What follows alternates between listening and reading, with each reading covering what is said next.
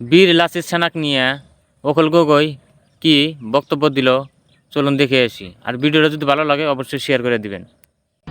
কালি আমি দেখিছোঁ যে বীর লাচিত সেনাৰ মুখ্য সচিব ৰন্তু পানী ফুকনক কালি গ্ৰেপ্তাৰ কৰিছে। তেওঁক আজি পুলিচৰ কোৰ্টৰ সন্মুখত খাৰা কৰিছে।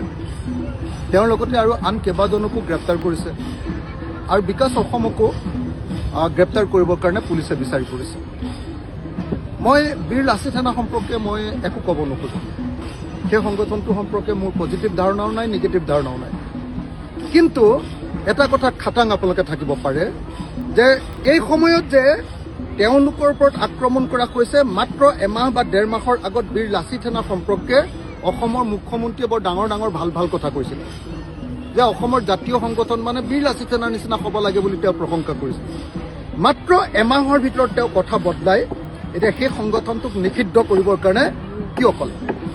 বীৰ লাচিত সেনাই পইচা তোলে, আগতেও তোলে, এতিয়াও তুলি আছে। হয়, ময়ো জানো যে তেওঁলোকে পইচা তোলে আৰু ভাল নকৰে, মই এইটোও জানো। কিন্তু এই মুহূৰ্তত তেওঁলোকক কিয় গ্ৰেপ্তাৰ কৰিছে তাৰ প্ৰধান কাৰণ বেলেগ একো নহয়।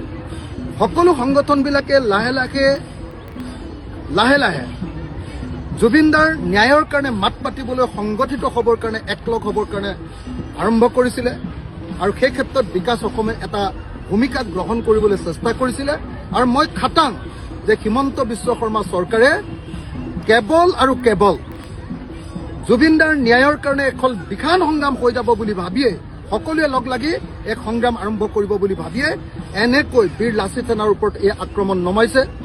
মই এই আক্ৰমণক নিন্দা কৰিছোঁ। মই ৰন্তু পানী ফুকনক মুকলি কৰি দিবৰ কাৰণে দাবী জনাইছোঁ আৰু বিকাশ অসমকো গ্ৰেপ্তাৰ নকৰিবৰ কাৰণে দাবী জনাইছোঁ।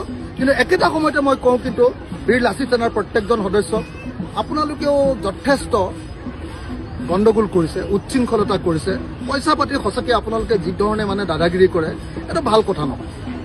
আৰু আপোনালোকে বহুত দিন চৰকাৰৰ লগত সম্পৰ্ক কৰিওতো মানে মিহি সম্পৰ্ক কৰিছিলে। এতিয়াতো দেখিলে হিমন্ত বিশ্ব শৰ্মাই কেনেকৈ পাল্টি মাৰি দিলে। গতিকে সকলোৱে নিজৰ আদৰ্শত সদায় স্থিতি ল'ব লাগিব, জনতাৰ পক্ষত স্থিতি ল'ব লাগিব।